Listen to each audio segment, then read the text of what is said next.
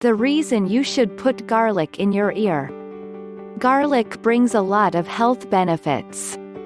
It's an essential ingredient in the kitchen, but also in alternative medicine. Due to the powerful anti-inflammatory and antibiotic effect. So if you are looking for a natural remedy for headaches or to treat ear infections, you can use garlic with confidence. If you suffer from neuralgia, toothache, earache, arthritis, rheumatism, eat garlic regularly. Because it can prove to be one of your best allies in relieving pain. It can also be used to relieve menstrual pain, morning sickness and premenstrual syndrome.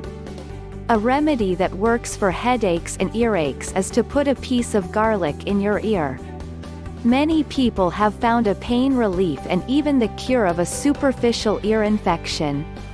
Cut in half a clove of garlic, wrap in a gauze and insert it into your ear. It's best to do this before going to bed, so that until morning the substances from the garlic to act in the ear. Don't put it very deep in your ear, insert it as you would with a pair of regular headphones. Even if it can fall overnight, make sure you fall asleep on the opposite side to allow garlic to act for as long as possible.